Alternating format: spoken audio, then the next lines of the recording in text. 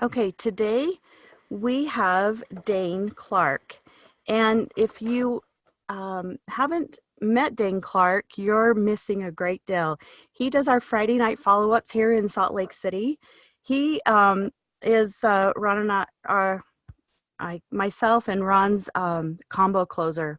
He does a great deal, very to the point, and gets it done. And we don't have any issues once our prospects have seen his presentation. He's a former roofer and is now living the life that he could just a couple of years ago only imagine and dreamed of. Um, Let me see if I can find the control to turn this over to Daine.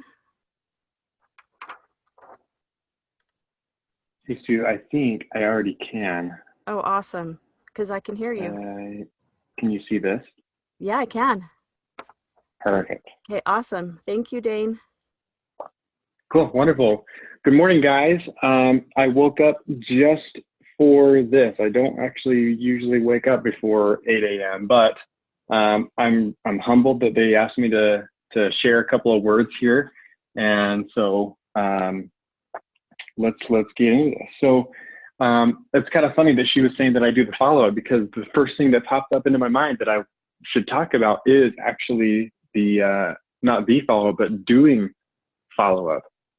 So I just want to talk about a little bit of the systems and tips and tricks that I use in follow-up, because I once learned by somebody who makes a lot more money than I do, that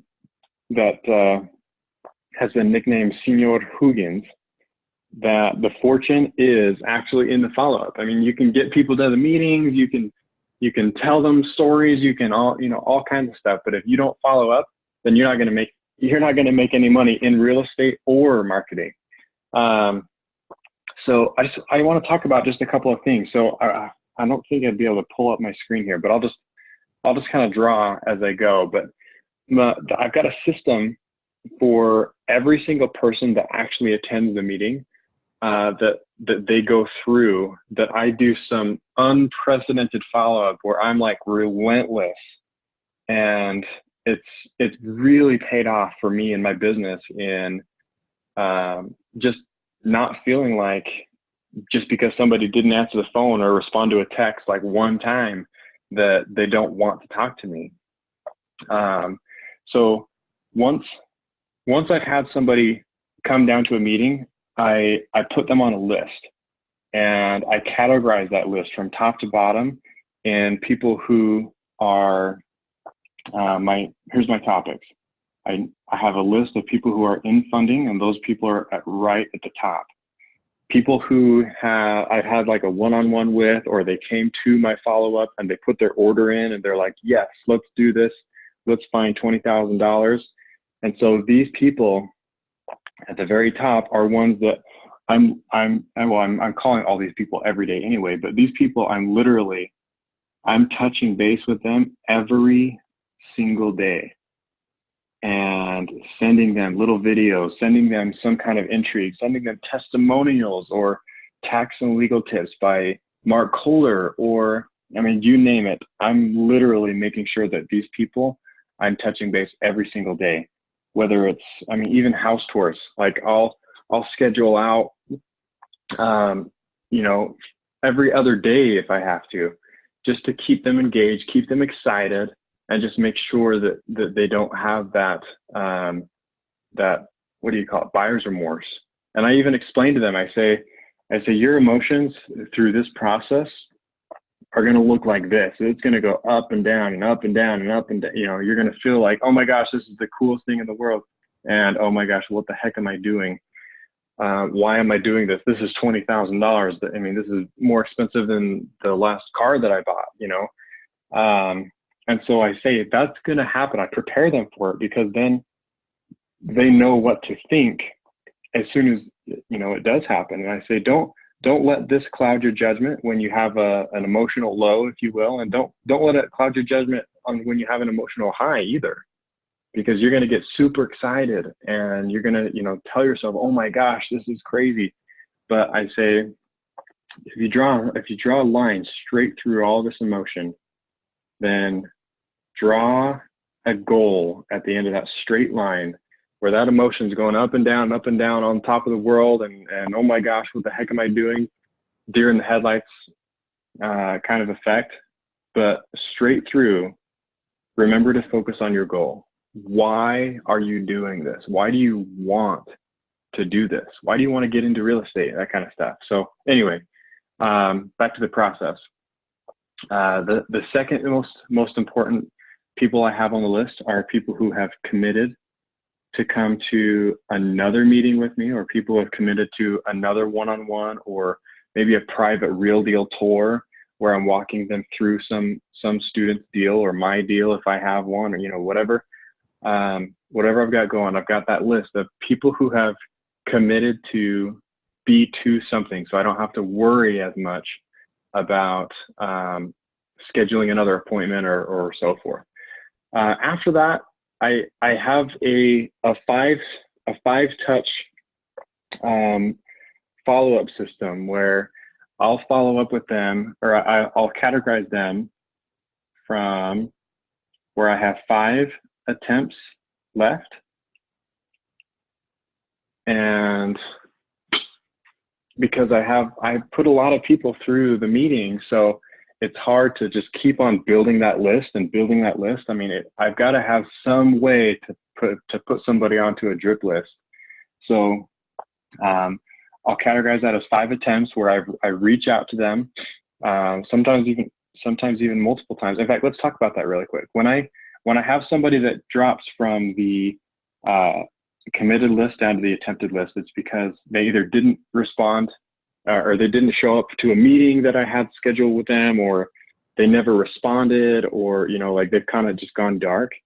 And so I'll put them on this list, because, and even call them like multiple times in a day, or text them multiple times in the day. Because I found that if you text somebody once, oftentimes they're just not going to respond because it's easy and they're busy, and, you know, they're, whatever it is that they're doing, you're stepping into their life and trying to change things up. So it's easy to just say, oh, I'll get back to Daine later.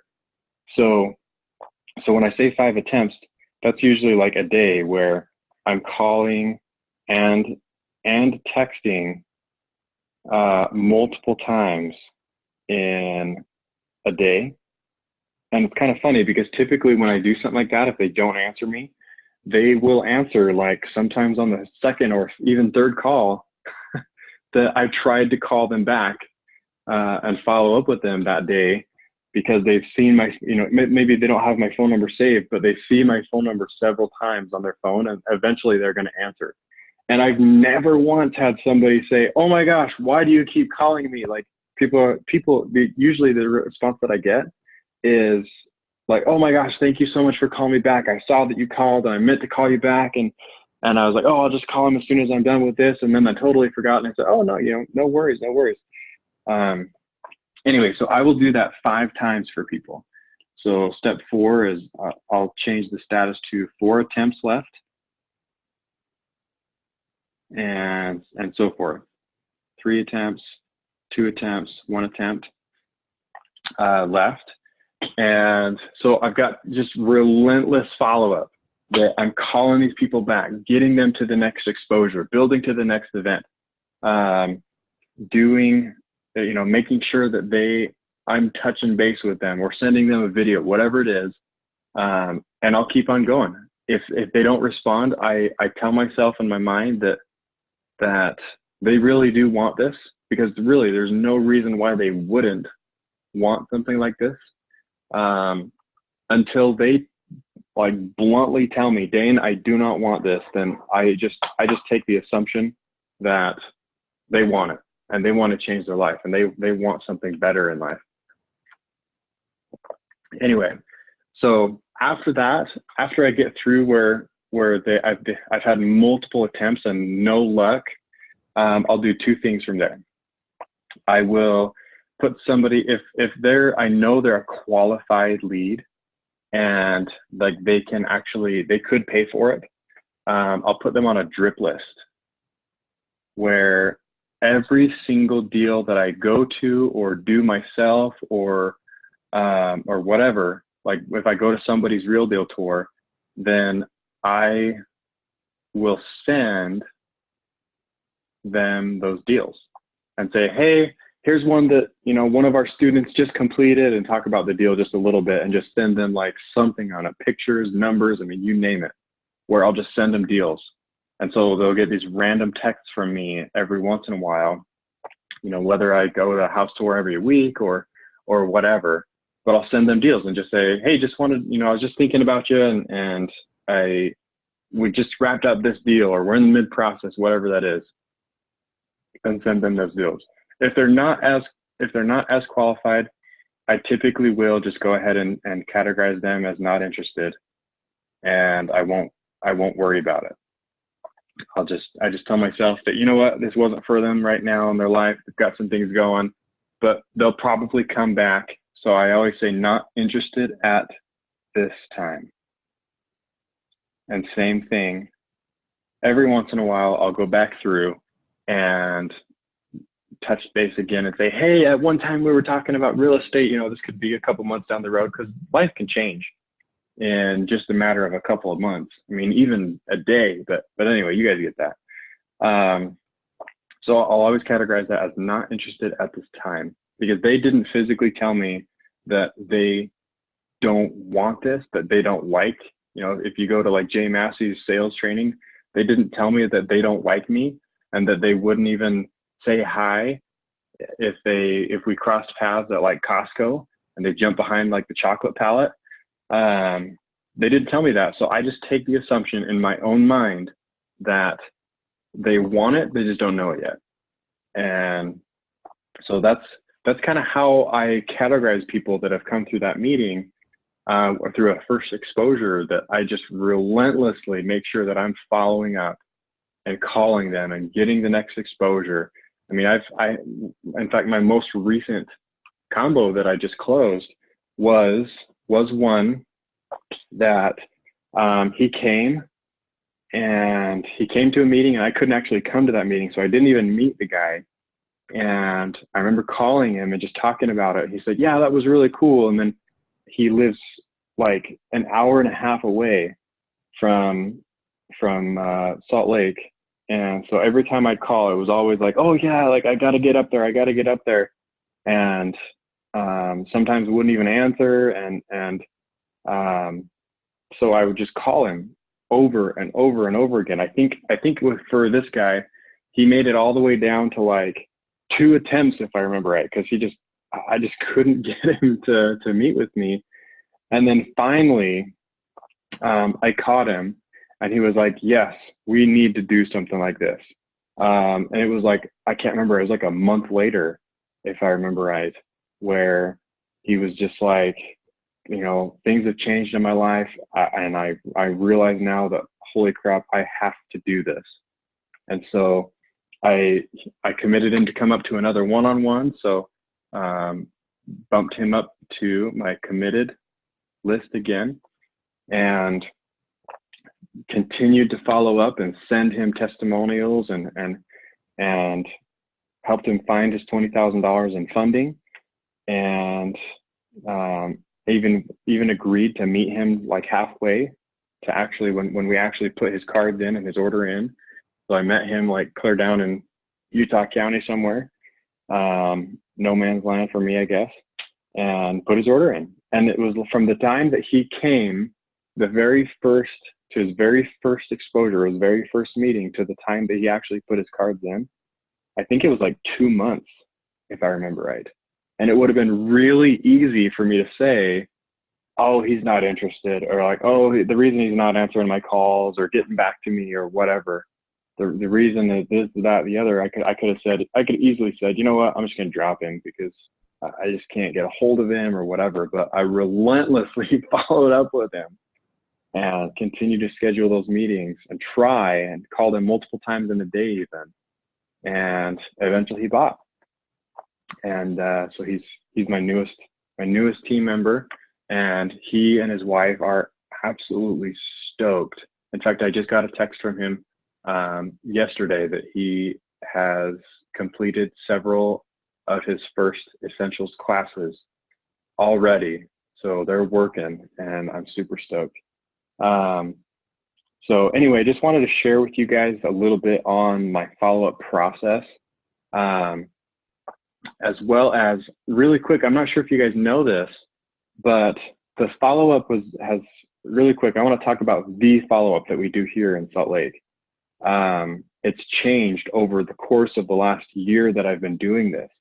And just so you guys know, the follow-up is designed where at the end, they are putting their order in. So when you book a guest and you bring them to my follow-up after they've seen like Mitch or a house tour or whatever that is, the end of the meeting is we are gonna say, hey, if you like this and this makes sense to you, then here's your next steps. Like, here's what you need to do if that's what you're feeling right now. And the first thing is create your account. And I tell them it's free. We no longer do the 125 IMA agreement at the end of the follow-up. It's literally just put their order in for the education. And we put in what's called a pending order or a wire transfer pending order, so that it just gives them a login and they can kind of poke around, and they've got a couple of snippets of classes and stuff like that. And so that's how we pitch it and say, hey, it's free to create your account. You don't even have to commit to buy. You don't this is just so you can, as you go through, because we have more value for you to come to house tours and come to, other events that we host, gives you that opportunity to have your login and kind of poke around in the back end of where all your classes are going to be and that kind of stuff. So that's at the end. What we've done is I'm actually going to, from the front of the room, show people how to put their order in and show them how to punch in their name and select the drop down that says pending order, so it doesn't charge them anything. But at the same time, at the end of setting up that order, they're going to sign for that order. And I don't need to go into all the psychology of, even just because they've signed something, it kind of commits them internally to move forward with this. But and then we'll teach them how to go find the $20,000 and how they can fund it with either little to no money out of pocket, even if they have to, even if all they end up doing is paying a little bit on like monthly or paying UGA or whatever it is. But we'll go find the funding, and then we get them really excited about starting that journey of getting through their essentials completely, passing all their classes, then picking one of the tracks in AIT and just getting after making as many offers, taking massive action, making tons of offers to get into their first real estate deal. And it's go at your own pace, a kind of a self-directed real estate plan of however much time they want to put into it. But anyway, you guys get that. So just wanted to give you guys that heads up that if you bring somebody on Friday, be prepared to put an order in when we're done. And I'll be showing you guys the fast way on how to put orders in just right from the front of the room. In fact, I might even just pick somebody and say, hey, is somebody okay in me putting their order in from the front of the room so we can show everybody how to do it? And we'll go from there. But anyway, I'm not sure if I'm allowed to open it up for questions. If anybody has them, I think if you're on your phone, you can push *6, or if you're on the Zoom thing, you can just push the unmute button. But if anybody has any questions, I'll hold for maybe like 10 seconds or so. And if not, then we'll call it a morning.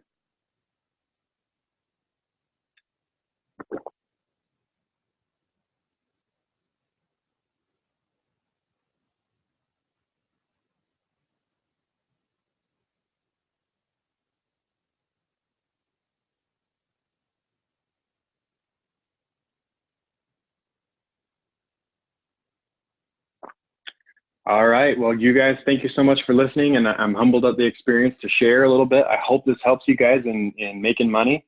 And I'll see you guys Friday at the follow-up.